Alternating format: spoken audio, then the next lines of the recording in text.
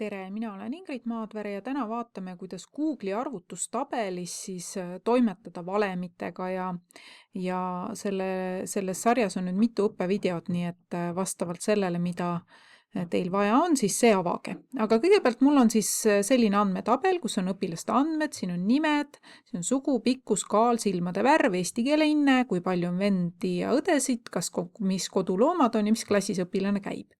Ja enne, kui ma üldse hakkan midagi tegema, ma teen sellest koopia, et teie ka nähtavasti ei pääsegi sellele tabelile otse ligi, nii et siis tehke ka koopia, sest siis te saate hakata toimetama. Ja mul on siin paremal siis küsimused, millele ma peaksin andma vastuse. Nii, teeme nii, et ma laiendan nüüd selle veeru ära, näete, kui ma siia üles lähen, siia L-i M-i vahele ja teen topeltklõpsu, siis nüüd on niimoodi, et mul täpselt see veerg tehakse nii laiaks, kui pikk on minu kõige pikem sõna.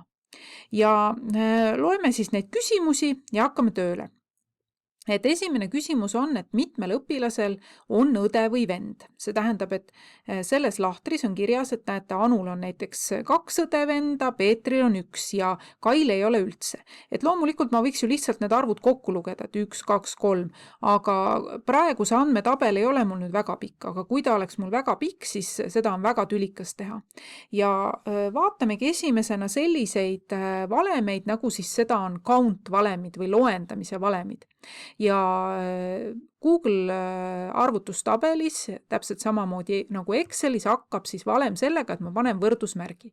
Ma panen võrdusmärgi ja nüüd ta teab, et siia tuleb mingi valem.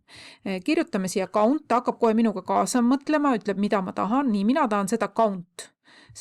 Nii, valin count ja nüüd hoian iirt all ja lohistan üle nende lahtrite, millest ma siis loendust tahan teha. Ja vajutan enter. Nii, nüüd ta tahab minu eest mõelda, ta tahab seda sama valemit igale poole panna, siis mina panen risti, ei, ma tahan ainult siia üles seda. Ja nüüd siis ma näen, et näete count ja siis lahtritest H2 kuni H24, H on siis veerg ja see 2 on siis rida, on ta loendanud kokku ja ta ütleb niimoodi, et 16 õpilasel on siis olemas õde või vend. Nii, ja nüüd kui mind huvitaks, et mitmel on olemas koduloom, siis kui te siia vaatate, siis siia nüüd on kirjutatud mitte arv, vaid siin on sõna kass, kalad, koer. Ja selleks on siis selline valem, nagu kui ma nüüd võtan jälle, paneme võrdusmärgi, siis ma panen count A. Count A tähendab siis, et ta loeb siis neid sõnu ka ja vajutan siis selle peale. Ja jälle nüüd lohistan siis üle, hoian iirt all ja lohistan üle, ma võiksin muidugi sellega kirjutada, järgmise võib-olla näitan teile, kuidas kirjutada.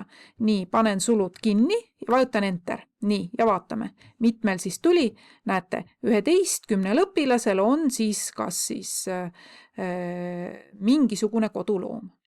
Ja kui nüüd hakata vaatama, nüüd on silmade värv, siin on küsitud, et mitmel õpilasel on hallid silmad, siis selleks kasutatakse, nüüd mul peab tulema nagu tingimus, eks ole, loenda ainult siis, kui sinna on kirjutatud hall. Nii, panen jälle võrdusmärgi ja nüüd ma kasutan siis sellist asja nagu count if. Count if on siis see tingimusega loendamine, valime selle ära ja nüüd ma lubasin teile, et ärme nüüd lohista, vaid ma näitan, kuidas veel on võimalik panna. Ma näen, et andmed on veerus F2 kuni siis F24-ni. Nii et ma võiksin siia ka trükkida F2,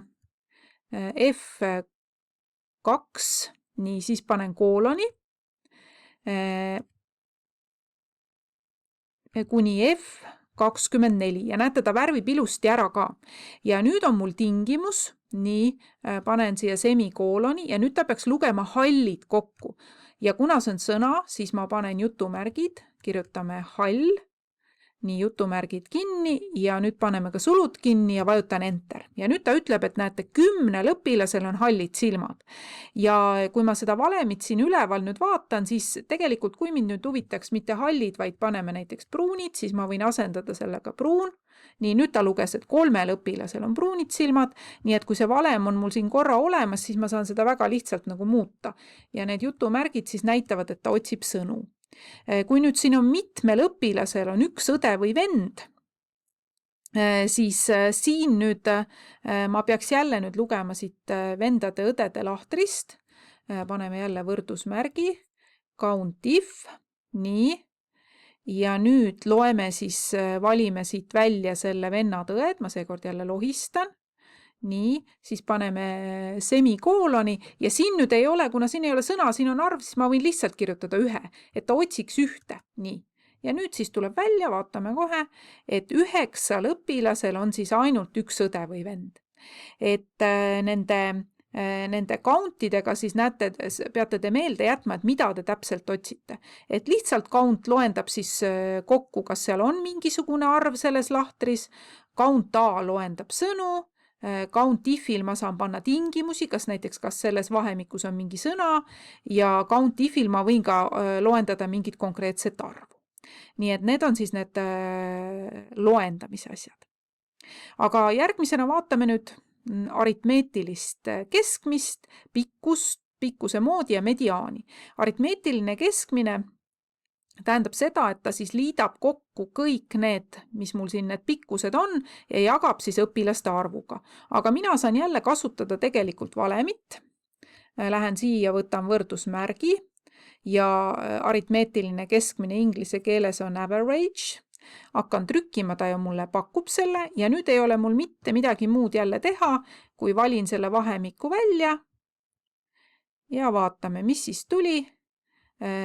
Aritmeetiline keskmine on meil siis 175 ja näete, komakohti on üsna palju. Siit ülevalt te saate tegelikult vähendada neid, nii et jätame ainult siis 2 komakohta pärast koma. Nii, 175,13.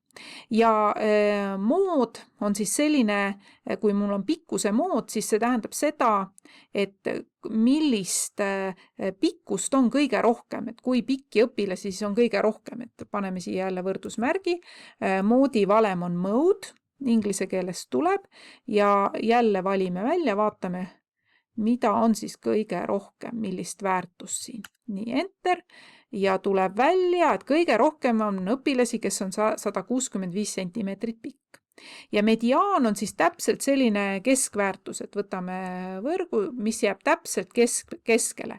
Et sellest on nüüd nii lühemaid kui pikemaid rohkem, aga see on nüüd, näete, mul küsitakse kaalu. See tähendab, et sellest on kergemaid ja raskemaid õpilasi ühepalju.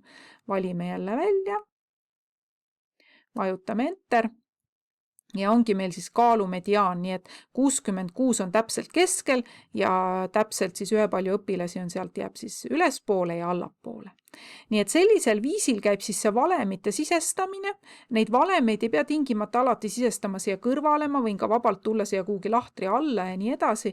Nii et see valemite abil on päris mõnus asju kokku arvutada.